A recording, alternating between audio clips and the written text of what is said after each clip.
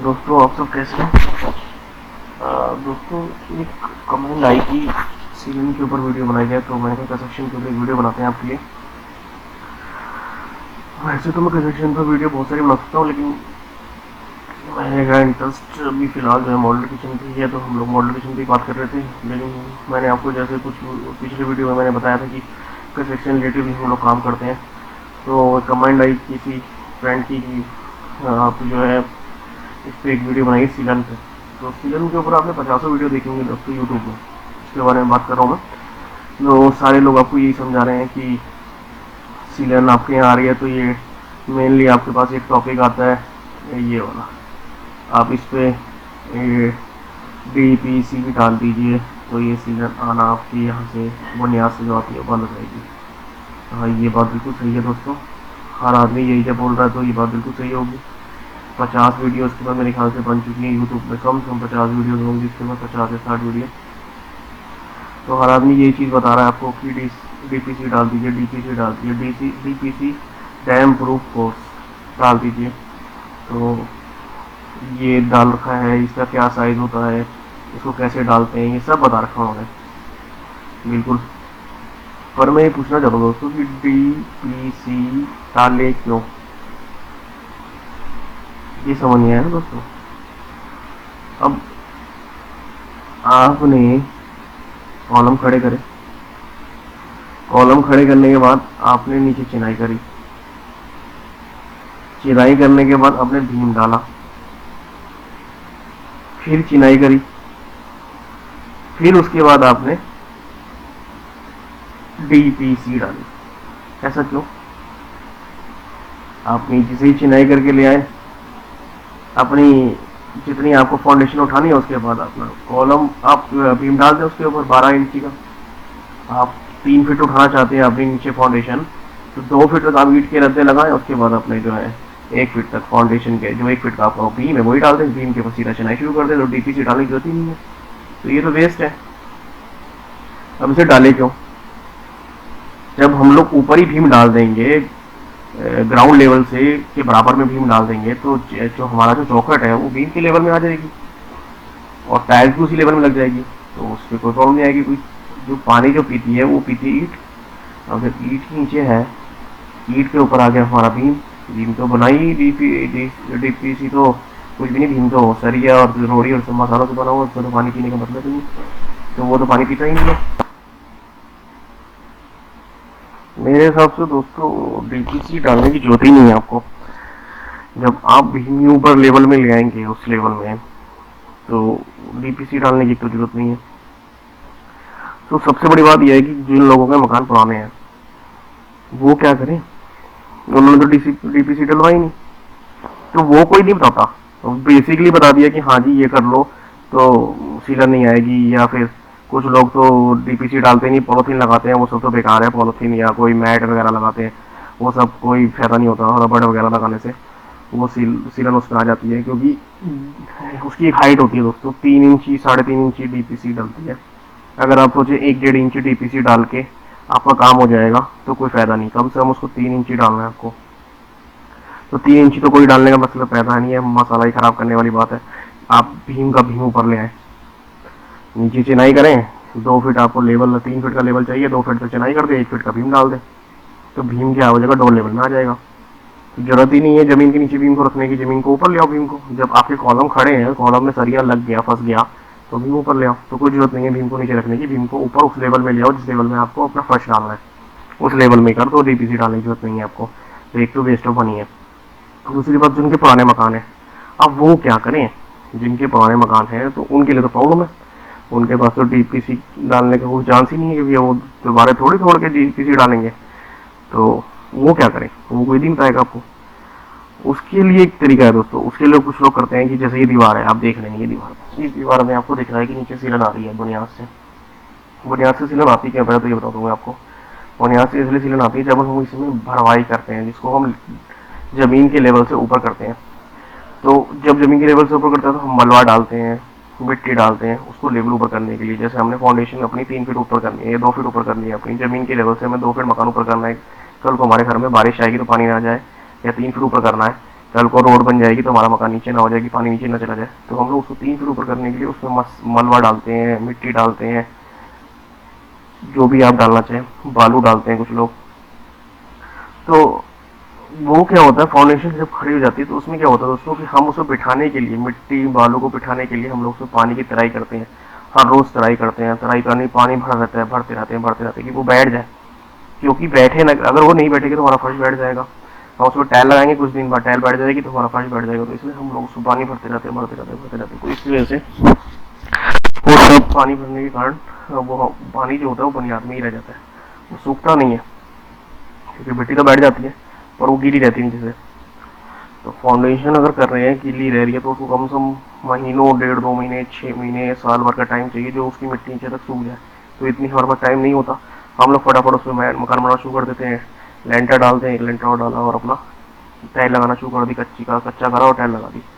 तो ये प्रॉब्लम रहती है कि जब बुनियाद जो नीचे से गीली होती है तो उसका पानी ऊपर से रिस करके आता है। दूसरा एक कारण ये होता है कि साइड पे जो हमारे मकान नहीं होते, जैसे हमारा बीच पे कहीं मकान लिया हमने, तो उसके बगल और अगल बगल में कोई मकान नहीं है, खाली रेत है, जमीन है। तो क्या होता है जब बारिश आती है तो वो जमीन, मिट्टी जो होती है वो गीली जाती है। तो गीली मिट्टी के कारण वो फाउंडेशन की साथ, हमारी जो फाउंडेशन होती है उसके साइडों में धीरे धीरे रस नीचे जाती है, इसकी नीचे जाती है। तो वो ईंटें जो होती है हमारी, जो फाउंडेशन नीचे होती है पानी पी लेती है, जिससे कि हमारे नीचे वाली जो हमारी जो नीचे फाउंडेशन होती है वो सारी गीली जाती है। तो ये प्रॉब्लम भी रहती है। तो बगल बगल में मकान नहीं है तो ये प्रॉब्लम रहेगी। अगर आपके मकान में आपने तराई करी और जब फाउंडेशन बनाते हैं तो तराई करी और उसमें टाइम नहीं दिया तो ये सीजन रहेगी। तो इसको अब कैसे सॉल्व करें? प्रॉब्लम तो ये है कि सोल्यूशन बाद में होना चाहिए, यानी कि सोल्यूशन, अगर मेरा मकान बन गया और मेरे को कोई सोल्यूशन नहीं है इसको ठीक करने का, तो फिर क्या फायदा? आपने तो बता दिया कि हाँ जी डीपीसी डाल दो ठीक हो जाएगा। अरे डीपीसी तो तब डालेंगे ना जब हमारा मकान आज बनाना है। आज तो आपकी वीडियो देख के हम समझ गए, लेकिन हमें तो, हमारी मकान तो बना हुआ 10 साल 20 साल पुराना, तो उसमें क्या करें? तो उसमें क्या है कि लोग कुछ लोग टाइल लगा देते हैं।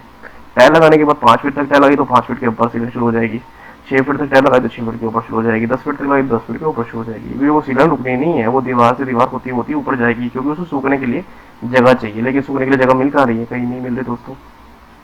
तो उसके लिए क्या करना पड़ता है कि जहाँ आपकी स्कार्टिंग है उस स्कार्टिंग से ऊपर 1 इंच की झिरी काट दीजिए, जहाँ जहाँ आपकी सीलन है 1 इंच की झिरी काट दीजिए, और उसमें एल्युमिनियम की एक प्रोफाइल आती है, यू प्रोफाइल। वो एल्युमिनियम की कलर्स में भी आती है, प्लेन भी आती है, सिल्वर भी आती है, जिस रंग की भी, आप उसको लगा दें वहाँ पर, और उसके बीच में थोड़ा थोड़ा गैप दे दें, यानी कि आधा इंच के गैप देकर डाल दें। बहुत अच्छी लगती है देखने में यू प्रोफाइल। आप गूगल पे चेक कर सकते हैं यू प्रोफाइल लिखकर, तो आप देख लीजिए वो दीवार में लग जाएगी। एक तो वो 1 इंच की जो झिरी आपकी वो छुप जाएगी, दूसरा उसमें जो गैप छोड़ेंगे उससे वो हवा लेगी, जब हवा लेगी तो वहाँ से वो ऊपर आपकी सीलन नहीं जाएगी। हवा ही मेन होती है दोस्तों इसमें। अगर आपकी ईंट हवा लेना शुरू कर देगी तो वहीं वो सूख जाएगी, सूखने के बाद वो आगे सीलन ऊपर नहीं जाएगी, वो वहीं के वहीं सूख जाएगी। 1 इंच की जगह 1.5 इंच भी कर सकते हैं, प्रोफाइल 1.5 इंच की भी आती है उसके अंदर, 2 इंच की भी आती है, और 1 इंच ही बहुत होता है। 1 इंच करके उसके अंदर वो प्रोफाइल लगा दीजिए, बीच में हल्के हल्के एक आधा इंच के गैप दे दीजिए, तो वो हवा लेते रहेंगे। तो उससे क्या होगा, पीछे दीवार से उसको हवा आगे से मिलती रहेगी, तो वो सूखती रहेगी दीवार, तो वहीं के वहीं सीलन आपकी खत्म होती रहेगी। जैसे नीचे से बुनियाद सीलन आएगी वहीं के वहीं खत्म होती रहेगी, जैसे बुनियाद सीलन आएगी वहीं के वहीं खत्म होती रहेगी। बस यही तरीका है दोस्तों पुराने घर के अंदर, ये तरीका है। इससे देखने में भी अच्छा लगता है और बढ़िया भी लगता है। अगर प्रोफाइल नहीं लगाना चाहते तो आप उसको वैसे ही छोड़ दीजिए, ईंट नजर आनी चाहिए, बस वैसे ही काट के उसको छोड़ दीजिए, उसको कुछ मत कीजिए। उसके ऊपर अगर आपको ज़्यादा है तो उस पर हल्का सा वाइट रंग का आप पेंट वगैरह कर सकते हैं दोस्तों। तो कंस्ट्रक्शन में दोस्तों यही देखो मेन टॉपिक तो यही होता है। उसके बाद कंस्ट्रक्शन में बहुत सारी कमियां होती हैं, जैसे कि मतलब आपकी अगर मकान के अंदर ऊपर से सीलन आ रही है तो क्या करेंगे, छत से सीलन आ रही है तो उसका एक अलग कारण होता है, उसको कैसे ठीक करेंगे? शुरुआत में तो चलो ठीक कर दिया, शुरुआत में तो मकान बनाते समय वीडियो जरूर देखते हैं कि हाँ भाई नया मकान बना रहे तो देखा। पुराने मकान में क्या करें, पुराने मकानों में जो छत से सीलन आ रही है आपके, तो उसका क्या करें? ये देखिए छत से सीलन आ रही है, या तो ऊपर छत से टपक रहा है, ये सीलन आ रही है, तो इसको छत से कैसे करें इसको ठीक? तो इसके लिए भी बहुत सारी वीडियोस होती हैं दोस्तों, इसके लिए भी मैं बता सकता हूँ आपको पॉइंट्स, बहुत सारे पॉइंट्स हैं इसके अंदर भी। तो फाउंडेशन खोदते हैं उसमें सरियाँ क्यों लगाते हैं इतना, एक चीज़ में और दूसरा आपको बताना चाहता हूँ दोस्तों। क्या होता है कि जब हम लोग मकान बनाना शुरू करते हैं, तो क्या होता है, हम लोग कहते हैं कि यार कंस्ट्रक्शन करनी है तो बढ़िया से बढ़िया कंस्ट्रक्शन करनी चाहिए अपने मकान की, बाद में प्रॉब्लम ना आए, इशू ना आए ये। तो हम लोग क्या होता है उसमें पैसा लगाते हैं खूब, पर हम ये नहीं सोचते कि बजट, पहले हम लोग वो बजट डिसाइड करना था दोस्तों। एक मकान की कंस्ट्रक्शन बनाने के लिए एक मैं कोई बात बताता हूँ, कहानी है एक छोटी सी, तो सुन लीजिए।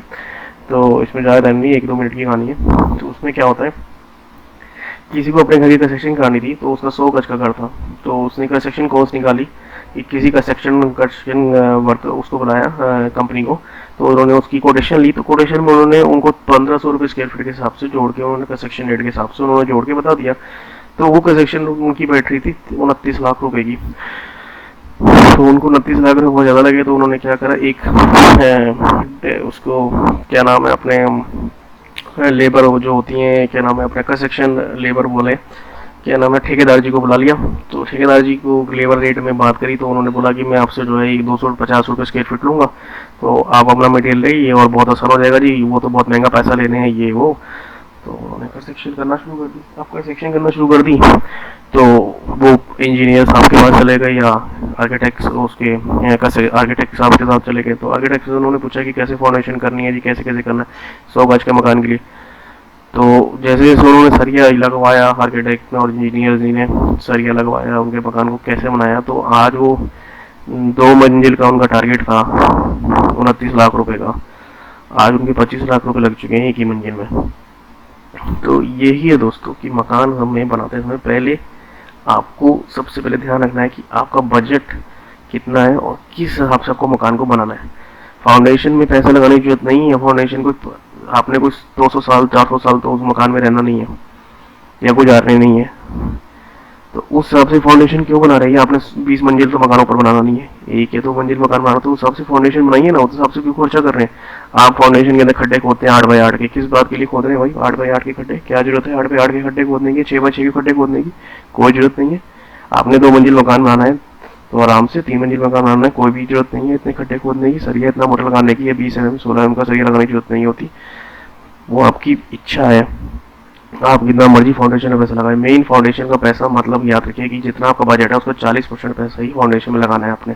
फाउंडेशन का मतलब फाउंडेशन, चिनाई, ऊपर तक लेंटर, सब कुछ जितना भी कंस्ट्रक्शन वर्क होता है प्लस्तर को छोड़ के, वो 40% में आपका कंप्लीट हो जाए जितना आपका बजट है।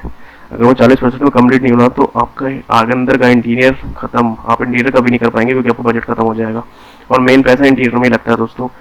मकान की खूबसूरती इंटीरियर से आती है, मकान के बुनियादों से नहीं आती, और आज के टाइम में लोग बुनियादें नहीं देखते। बाकी आपकी सोच है कि आपने 500 साल रहना मकान में तो आप बुनियादें बनाओ बहुत बढ़िया, पर मकान के अंदर आपने 6 मंजिल या 10 मंजिल बनाना है तो बनाओ मकान को ऐसा। जरूरत नहीं होती कि 16x16 का कॉलम लगाओ, जरूरत नहीं होती कि 12x12 का कॉलम लगाओ। कंस्ट्रक्शन का मतलब ये होता है कि अपने पैसे से बचाना और कम से कम में आपको काम करना। मेरा काम तो यही होता है दोस्तों कि हम कम से कम में आपको बेटर से बेटर चीज़ बता पाए। मेरा काम, मैंने अभी तक आपको जितने भी किचन के रिलेटेड चीज़ें बताई हैं या वार्डरोब से रिलेटेड कि कौन सा बोर्ड इस्तेमाल करना चाहिए, क्या भी इस्तेमाल करना, तो हमारा मेन मकसद ये रहता है कि कम से कम आपका पैसा लगे, कम से कम में आपको बेटर चीज़ मिले।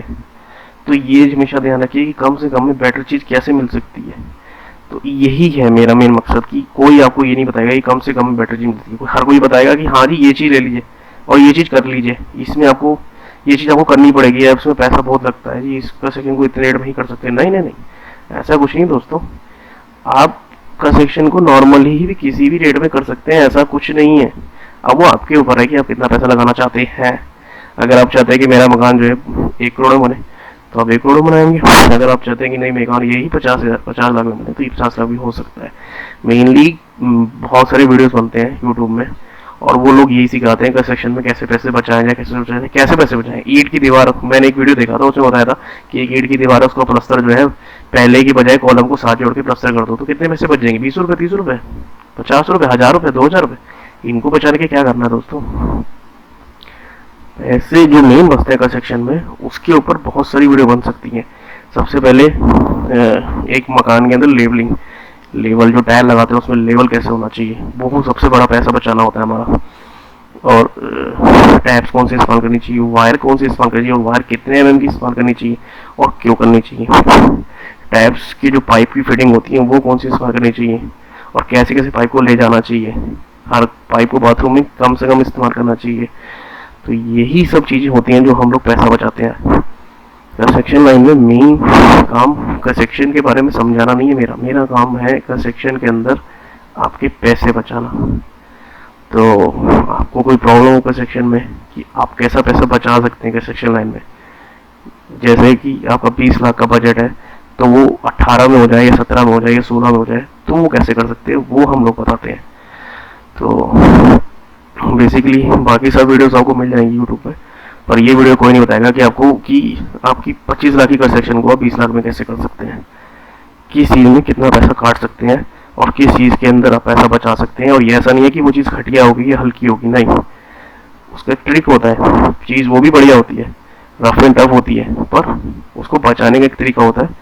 वो तरीके पे बहुत सारे तरीके हैं, वो उस पर हम लोग टॉपिक पे बात कर सकते हैं, लेकिन हमारा फिर पूरा चैनल ही कंस्ट्रक्शन का ही बन जाएगा। तो आपको अगर कोई ऐसी प्रॉब्लम आती है कंस्ट्रक्शन रिलेटेड कि हाँ जी इसमें इतना पैसा लग रहा है और मैं इसमें पैसे में इतने पैसे में कर सकता हूँ इसे, तो हाँ उसके लिए मैं वीडियो बना सकता हूँ आपकी। थैंक यू फॉर वॉचिंग दोस्तों।